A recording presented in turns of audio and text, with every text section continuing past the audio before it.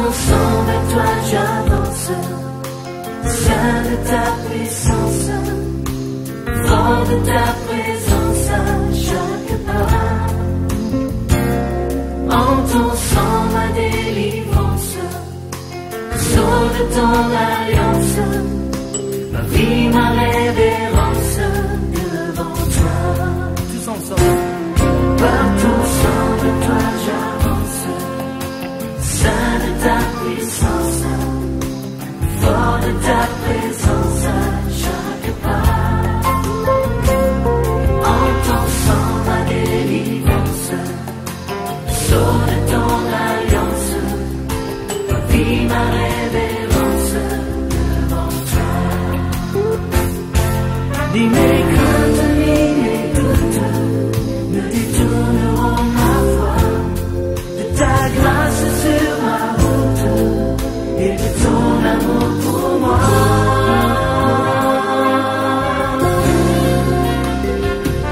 Par ton sang à toi j'avance, saint de ta puissance, fort de ta présence à chaque pas.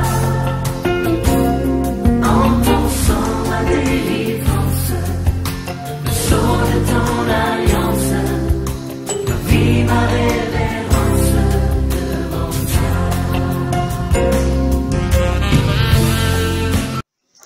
Révélation sur les stratégies de Satan qui visent à détruire l'humanité.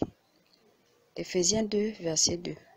3 points de suspension dans lesquels vous marchez autrefois selon le train de ce monde, selon le prince de la puissance de l'air, de l'esprit qui agit maintenant dans les fils de la rébellion. À peine sorti de la douche ce soir-là, je sentis une forte décharge que je ne saurais expliquer se poser sur moi. Un ange qui était là auprès de moi commença à me parler. Puisque je me demandais ce qui m'arrivait, j'entendis une voix me dire à 2 reprises que cette décharge que je ressentais était le manteau qui venait d'être posé sur moi. Je m'apprêtais pour le culte où je devais conduire la prière selon les instructions que j'avais reçues. Mais l'ange qui était à côté de moi me dit que le pasteur lui-même recevra la direction du Saint-Esprit et conduira la prière. Je sortais d'une forte oppression et je me sentais me perdre. Alors, j'étais surprise de voir ce messager du Seigneur là, à côté de moi. Une pauvre pécheresse, la plus inutile du genre humain. Mais l'ange me dit, c'est parce qu'il manque d'amour chez vous les hommes. C'est chez vous sur terre qu'on voit ces choses. C'est pourquoi lorsqu'une personne commet une erreur dans une église, les autres chrétiens le regardent mal. Ils le prennent mal et rejettent celui qui a commis l'erreur. Puis il me dit, le Seigneur t'aime malgré tes défauts. Ensuite, il m'amena avec lui dans un lieu étrange et me dit, que vois-tu? Je regardais autour de moi.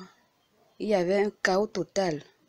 Aucun arbre, aucune bâtisse humaine n'était à sa place.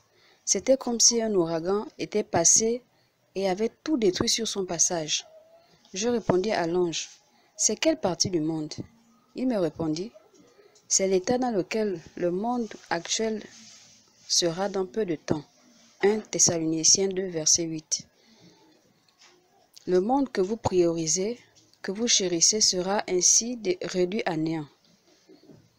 Plus le temps passe, au lieu de vous attacher davantage au Sauveur du monde, notre Seigneur Jésus-Christ de Nazareth, vous vous accrochez au temps, puis vous vous relâchez après. Vous vous accrochez un temps, puis vous vous relâchez après. Ne perdez pas courage. Ressaisissez-vous pendant qu'il est encore temps.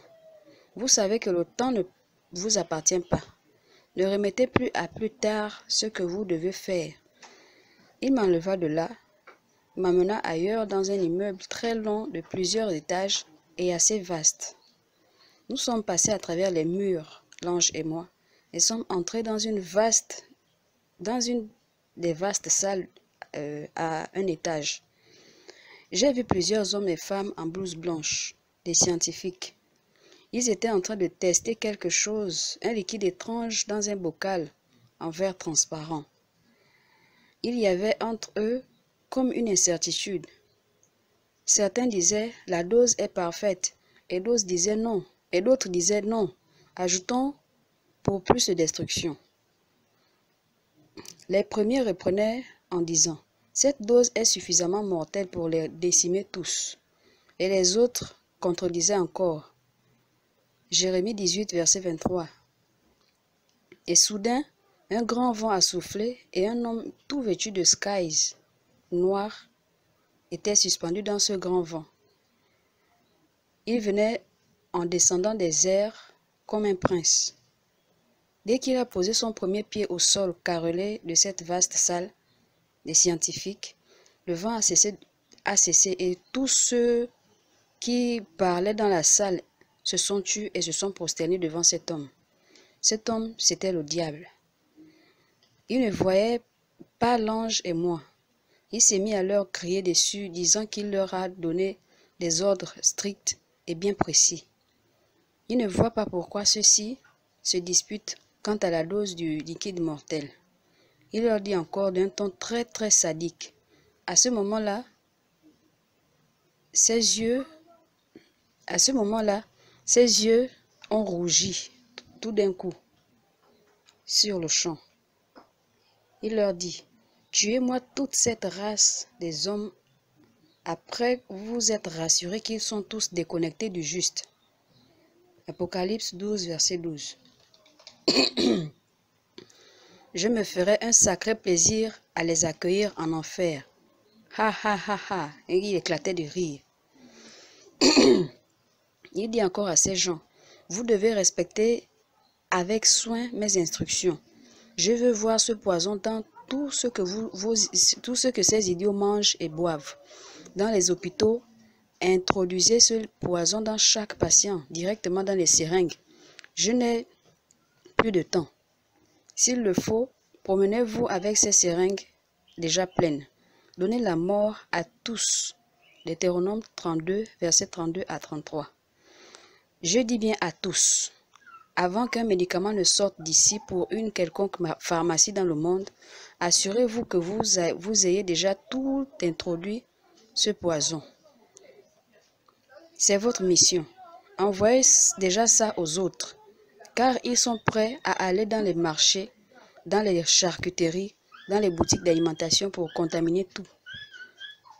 Aucun espace ne doit être épargné. Souillez tout, partout, et tous ces idiots. Tâchez de ne pas faillir à vos missions. Pour les petits faiblards, donc il parlait de la minorité des chrétiens qui marchent selon la parole de Dieu, qui pratiquent la parole de Dieu. Ceux du mouvement de réveil de la sanctification totale, du corps, de l'âme et de l'esprit. Donc c'est à ce moment qu'il s'adressait maintenant de cette minorité en disant, pour ces faiblards qui se battent, ils n'ont aucune chance contre moi. J'ai posté plusieurs vagues de mes fidèles et loyaux serviteurs les plus redoutables qui vont les combattre jusqu'à ce qu'ils reviennent dans mon camp. À ce moment, j'ai vu plusieurs cercles de démons qui entouraient l'église. Chaque cercle de démons plus grand l'un que l'autre, ainsi de suite. N'ayez pas peur, ils sont à moi. Le monde entier est à moi. Là, c'est Satan qui continue à parler comme ça. Il parlait avec tant d'arrogance et d'orgueil. Mais je voyais bien qu'il avait peur de ces chrétiens du mouvement de réveil, mais n'osait pas le montrer à ces gens. Il faisait seulement le trafic d'influence à ses ouailles. Et je me suis retournée vers l'ange et je lui ai dit, « Je sais qu'il y a une solution à ce problème. Alors dis-moi ce que c'est. » Et l'ange me répond, « Priez sans cesse. » 1 Thessaloniciens 5, 17. Cela ne veut pas dire que vous ne devez plus manger ou boire de l'eau, mais priez sur tout ce que vous achetez. Restez très attachés au Saint-Esprit. Il vous dira ce que vous devez acheter lorsque vous êtes sur le point d'acheter quelque chose. Jean 14, 26. Quelle que soit la situation face à laquelle vous serez, soyez vigilants, soyez très éveillés, sinon vous tomberez dans ces pièges. C'est une guerre. pas un entraînement. Tu as vu de quelle haine le malin vous est. Rien de tout ce qu'il peut vous proposer ne vous profitera. Ce sera pour votre ruine. Alors, tenez ferme. Que ceux qui sont debout évitent de tomber. Que ceux qui sont tombés se relèvent, car c'est le moment ou jamais. N'hésitez jamais de demander conseil au Saint-Esprit avant de faire quoi que ce soit. Proverbe 19, 20. L'apostasie est entrée dans l'Église. Faites attention. Ne vous laissez pas séduire. Les choses deviendront de plus en plus difficiles sur terre. Mais vous avez un avenir meilleur au ciel. Priez les uns pour les autres avec un cœur sincère, afin que vos prières accèdent au trône de l'Éternel des armées. Restez près du Seigneur et fixez vos regards sur la croix. Ne vous inquiétez de rien, mais confiez-vous au Seigneur. 1 Pierre 5, 7. Et pendant que l'ange me donnait toutes ces instructions, il me ramenait où je vis, dans ma maison. Avant de partir, il me dit, restez dans la paix du Seigneur. Et la révélation prit fin. Elle avait commencé à 18h et avait pris fin à 19h23. Paix et grâce. Reçu le vendredi 4 janvier 2019, selon le calendrier romain.